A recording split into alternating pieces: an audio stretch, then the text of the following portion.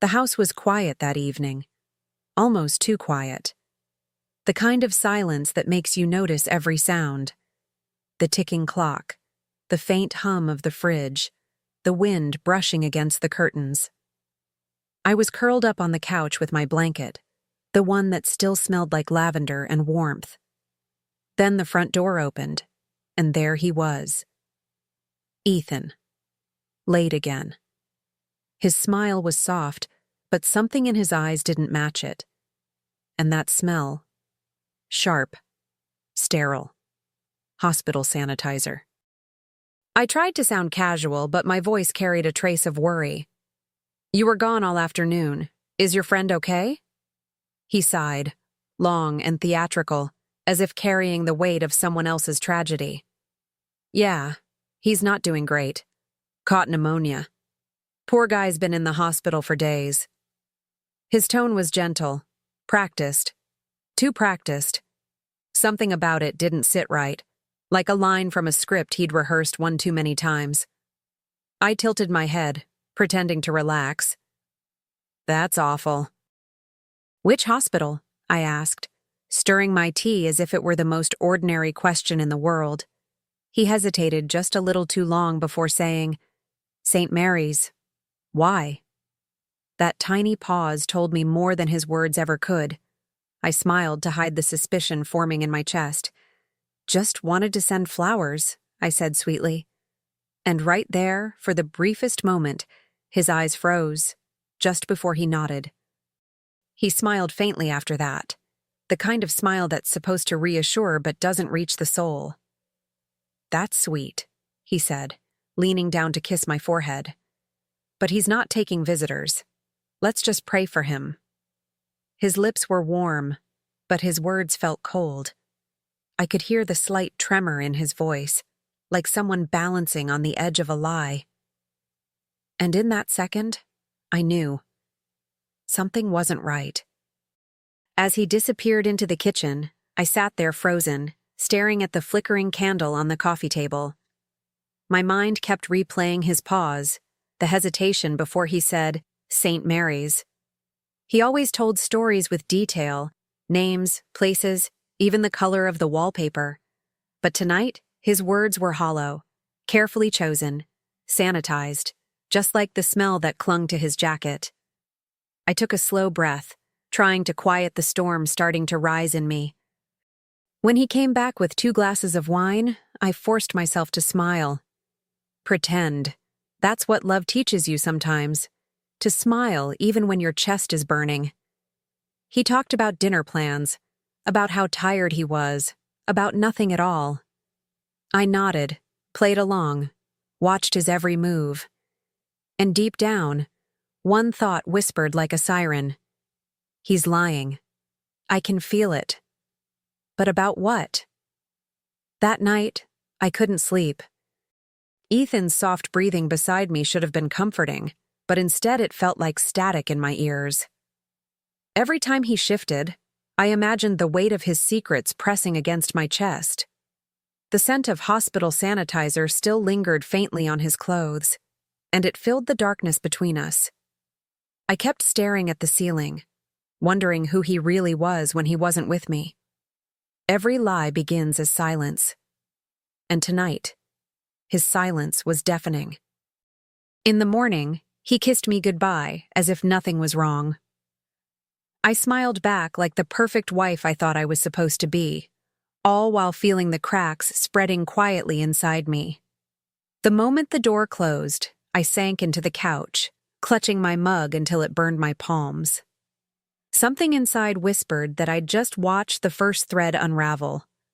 I didn't know what truth waited for me at the end, only that I couldn't ignore it anymore. The house felt different after he left, emptier, almost watching me back.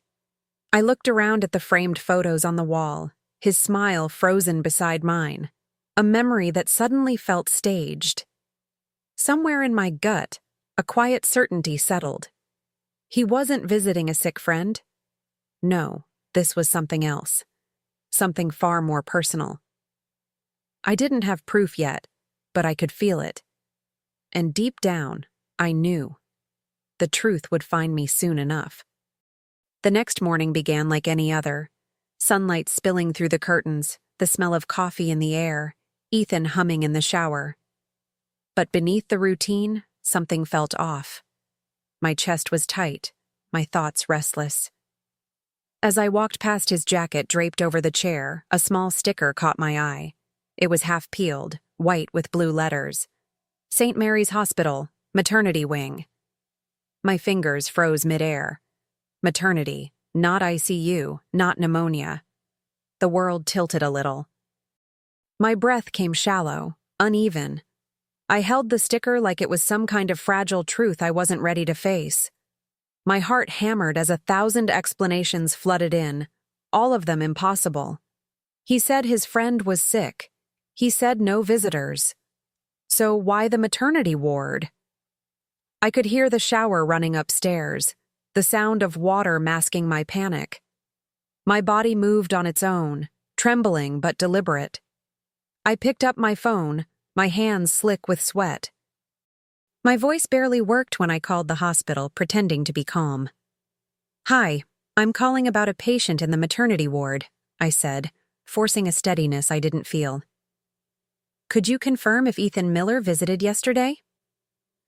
There was a pause, too long, before the receptionist answered. "Yes, ma'am. He checked in yesterday afternoon for room 214. Room 214. My heart dropped like glass shattering. I swallowed hard, my throat suddenly dry. "And who's in that room?" I asked, trying to sound like I had every right to know. The receptionist hesitated, her tone polite but distant. "A Ms. Laura Jenkins." For a second, I didn't even process the name. It floated through the line like a ghost, familiar, haunting. Then it hit me. Laura Jenkins, Ethan's ex. My knees nearly buckled, and I had to grip the counter just to stay upright. The room spun. My heart was pounding so violently I could hear it in my ears. He hadn't been visiting a sick friend. He'd been at the maternity ward with her. The woman he once swore was just a chapter-long closed. I hung up without another word, staring at my reflection in the window. My face was pale, foreign. The air around me felt too thick, too loud. I could barely breathe, as if the truth had sucked all the oxygen out of the room. That evening, I sat across from him at dinner, the clinking of cutlery the only sound between us. My stomach was in knots, but my expression didn't betray it. "You're quiet tonight," he said, forcing a smile. "Everything okay?" I looked up, met his eyes, and lied better than he ever had. "Just thinking about your friend," I said, my voice even. "What's his name again?" He blinked, confused, scrambling for his script. Tom," he stammered. "Yeah, Tom Sanders." His fork trembled slightly as he said it, the metal clinking against the plate. I leaned back, my face calm but my heart anything but. "Funny," I said softly, watching him like a stranger. "The hospital said you were in maternity, not ICU." His hand froze midair. The fork slipped from his fingers, hitting the floor with a sharp, hollow sound that echoed through the room. For a moment, neither of us breathed. He tried to laugh it off, but the sound came out broken. "That's crazy, Nora. You must have heard wrong." But the color had drained from his face. I could see it, that flicker of panic, the desperate search for another lie to climb into. I stayed silent, letting the quiet do the work for me. Silence can be crueler than shouting. And in that moment, mine was a blade. He shifted in his seat, eyes darting anywhere but at me. I looked down at my untouched food, the smell of roasted chicken turning my stomach. My hands were steady now, steady in a way they hadn't been all day. "You're right," I said finally, my tone flat, almost kind. "Maybe I did." He nodded too quickly, relief flooding his face. But I wasn't done. Inside, a different kind of calm took over, the kind that comes right before a storm. Because now I wasn't just suspicious. I knew, and soon he'd know that I knew. The tension in the air that night was heavy enough to taste. He followed me into the living room, his voice shaky, his hands restless. "Nora, listen, I can explain." The words every liar keeps ready in their pocket. I turned to face him slowly, my arms crossed, the air between us cold and sharp. "You'd better," I said, my voice lower than I expected, "because right now, the only thing I can see is you standing in a maternity ward while your ex is giving birth." His face drained of color, and for a split second, he looked like a boy caught stealing, not a grown man with a family. "It's not what you think," he began, his voice cracking halfway through. I cut him off before he could sink into another excuse. "Don't you dare insult me with that line." My words came out steady, but my chest burned. Anger, grief, disbelief, they all swirled together until I couldn't tell them apart anymore. He ran a hand through his hair, pacing, sighing like the world was too heavy for him to carry. "Fine," he muttered finally, defeated. "Laura called me months ago. She said she was pregnant and that it might be mine. I just went to see if the baby was mine." I stood there, numb. The words felt distant, as if they were coming from another room, another life. And suddenly, I wasn't sure if the floor beneath me still existed. "You mean to meet your child?" I said quietly, the words slicing through the air before I even realized I'd spoken them. He froze, looking at me like he wanted to erase everything I'd just said, and everything he'd done. "I didn't want to hurt you," he said finally, his voice trembling. "I just needed to be sure."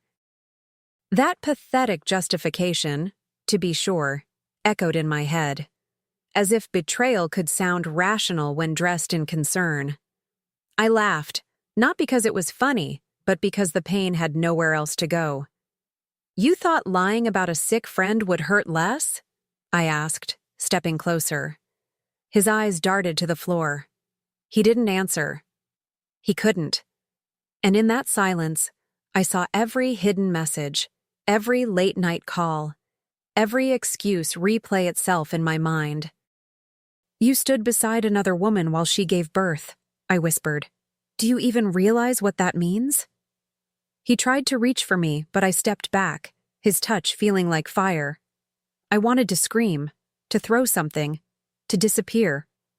But instead I stood still, cold, composed, dangerous, the kind of calm that only comes after you've been broken in half. "You built this lie carefully, Ethan," I said, my voice trembling but clear. "And you actually thought I'd never find out." His lips parted to speak, but I turned away, my heart cracking in quiet defiance. I walked away from him, my hands shaking, but I refused to let him see it.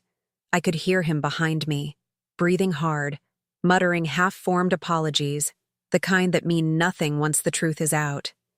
My eyes burned, but no tears came. It was strange, that kind of emptiness, like my heart had gone numb to protect itself. He had created life behind my back, a secret heartbeat he thought he could bury under a mountain of lies.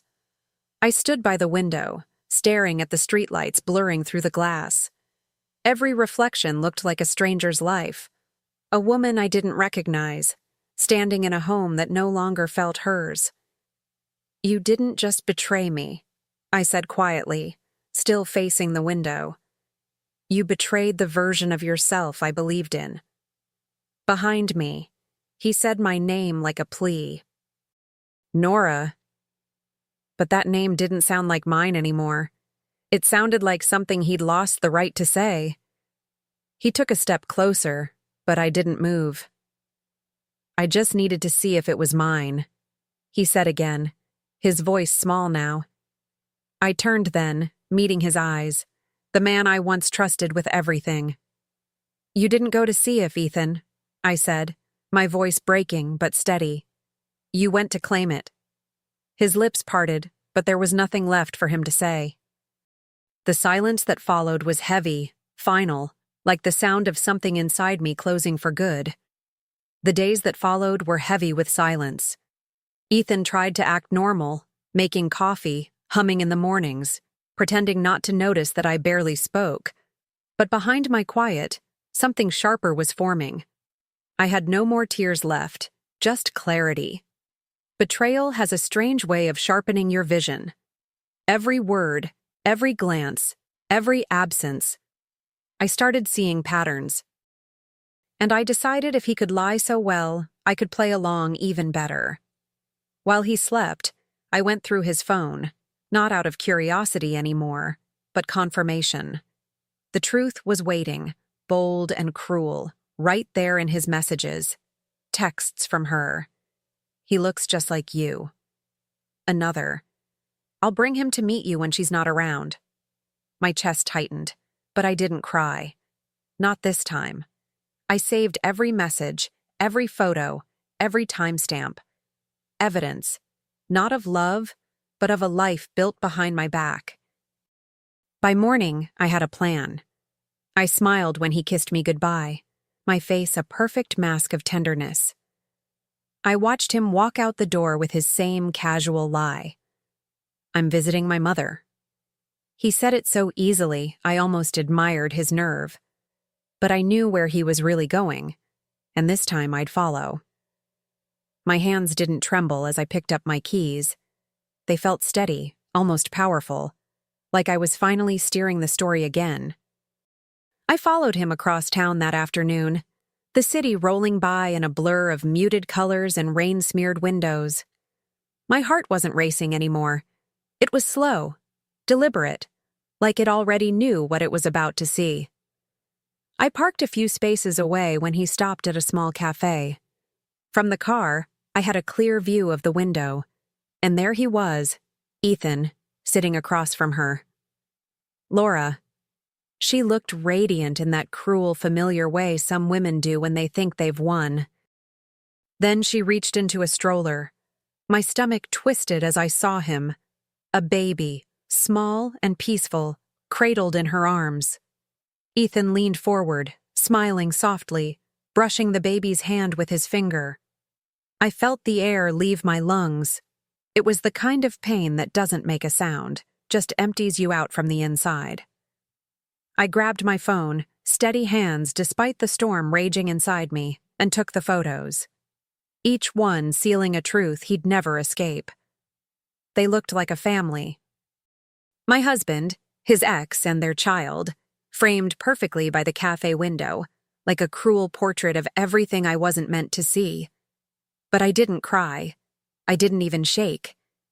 Instead, a strange calm settled over me, cool and precise. Love had blinded me once. Now betrayal gave me clarity. You built your new family behind my back, I thought, and I'll make sure the world sees who you really are. I sat in that car for what felt like hours, watching them laugh through the glass. The way he leaned in toward her, the softness in his expression, that was the face I hadn't seen in months, the one he used to save for me. I wondered how long this had been going on, how many nights he'd come home smelling like that sterile hospital air. I pressed my forehead to the steering wheel, breathing in slow, steady gulps, trying not to let the rage swallow me whole. When they finally left, I didn't follow. I didn't need to. I had everything, the photos, the messages, the proof of his double life. But what I carried most was the shift inside me. The version of me who begged for honesty was gone. What remained was colder, quieter, more deliberate. I wasn't the woman he could deceive anymore.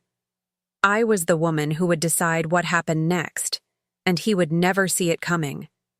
That night, he came home humming again, as if he'd spent the day doing something innocent, grocery shopping maybe. He kissed my cheek, asked about dinner, oblivious to the war silently unfolding across the table. I smiled and served him his meal, nodding in all the right places, even laughing when he made a joke. But inside, I was already somewhere else, planning, calculating, reclaiming the story he thought he controlled. Tomorrow would be different. Very different.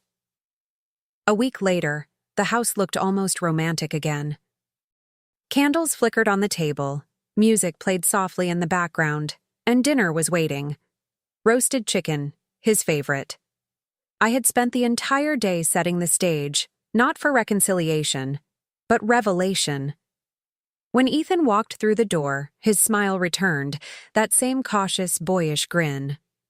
"What's all this?" he asked, pretending not to notice the chill under my warmth. "A celebration," I said sweetly. "For new beginnings." He relaxed, maybe even believed it. We sat together like a couple in a magazine, the perfect illusion. I poured him a glass of wine, my hands steady, my voice soft. "You're not angry anymore?" he asked, half hopeful, half afraid. I met his eyes, smiling like someone who'd made peace with the past. "Oh, I'm past anger," I said, my tone calm, measured. "I'm free now." The way he exhaled told me he thought he'd been forgiven. For a while, I let him have that illusion. We talked about work, neighbors, even weekend plans. He laughed again, and I found myself watching him, not with love, but fascination. How easily he could perform normalcy after detonating my life. The same man who held another woman's child was now thanking me for the meal I made. It almost made me laugh. But I wasn't here to laugh. I was here to end the show. He reached for his wine again, his fingers brushing the glass with that same careless charm that used to make me melt. But this time, I didn't see my husband. I saw a stranger sitting in the ruins he built. I let the silence stretch before sliding the folder across the table. He looked confused at first, then curious, and finally terrified. Inside were the photos. Him with Laura, the baby, the cafe, and beneath them, neatly placed, the divorce papers. He stared at the images, his mouth opening and closing like he'd forgotten how to breathe. "Nora," he whispered, his voice cracking. "Please, we can fix this." I tilted my head, studying him like a puzzle I'd already solved. "No," I said softly.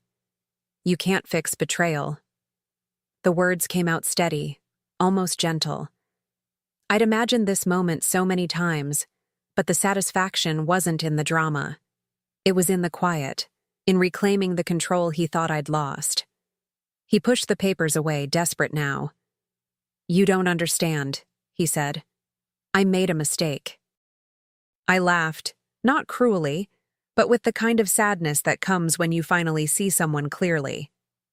"A mistake?" I repeated. "You built an entire life behind mine, Ethan. That's not a mistake. That's a choice." He looked at me, eyes wide, searching for the woman who used to forgive. But she was gone. The one sitting across from him wasn't a wife. She was his reckoning. He sat there, pale and trembling, trying to find words that could glue his shattered world back together. I stood slowly, my chair scraping softly against the floor, a sound that felt final. "Don't worry," I said, reaching for my coat.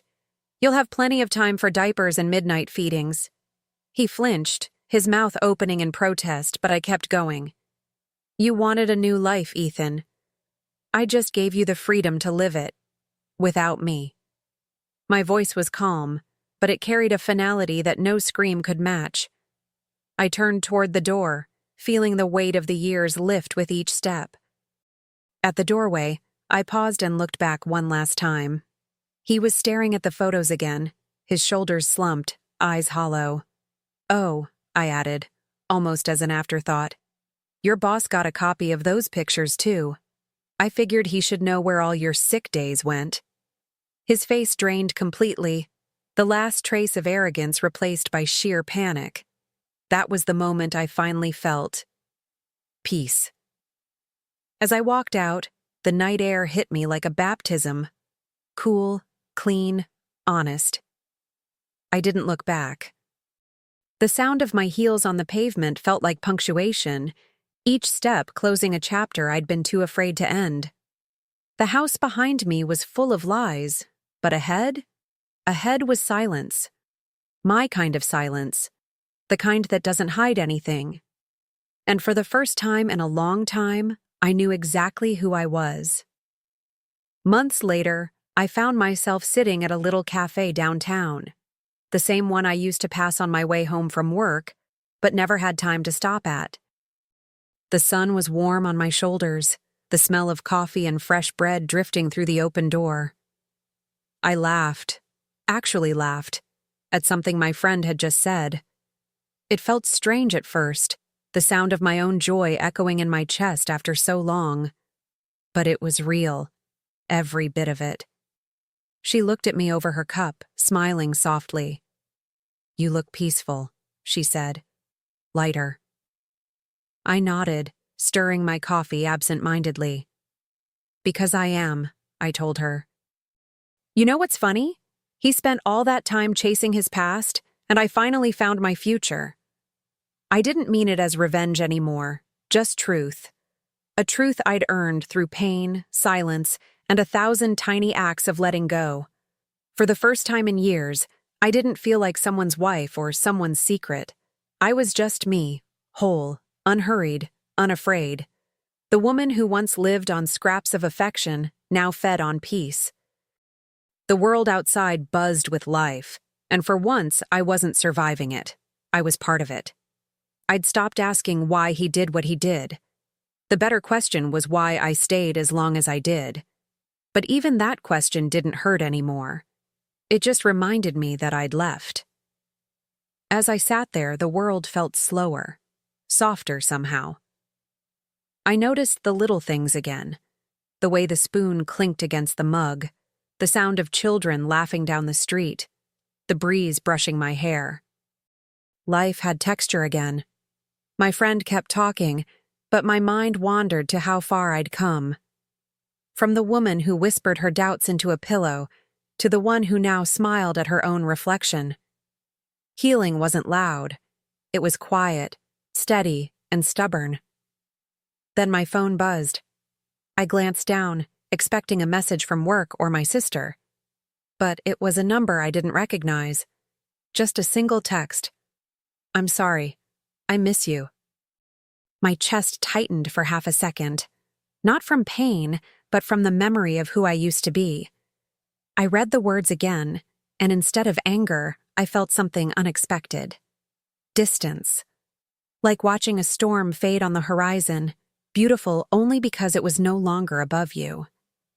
I stared at the message for a while, the corners of my mouth lifting slightly. I'd waited so long for that apology, but now it didn't matter. The closure wasn't in his words. It was in my peace. The kind that doesn't ask for permission or explanation. I typed back slowly, each letter deliberate, a final act of clarity. "You already have someone who calls you Daddy. You don't need me." My thumb hovered for a second before pressing send. The message disappeared. The screen went dark, and with it, the last ghost of him faded. I deleted the number, not out of spite, but peace. Some endings don't need flames. They just need silence. I finished my coffee, the bitterness grounding me in the present. Outside, the city moved at its own rhythm. Cars, laughter, life, all of it carrying on, just like I finally was. For the first time in years, I wasn't waiting for anyone to come home. I was already there. As I stepped outside, sunlight kissed my face, and I let it. It felt like forgiveness, not for him, but for myself. I had spent years shrinking to fit into his world, dimming my light to make his shine. Now, the warmth touched every part of me that had once gone cold. I walked slowly, breathing in the air like a woman learning how to exist again. I didn't look back. There was nothing left worth seeing. I passed a shop window and caught my reflection. Same eyes, same smile, but not the same woman. She was stronger, quieter, wiser. I smiled at her like meeting an old friend I'd almost forgotten. Maybe that's what healing really is, remembering who you were before someone tried to rewrite you. The street ahead gleamed in gold, and I walked toward it, lighthearted, unburdened, free.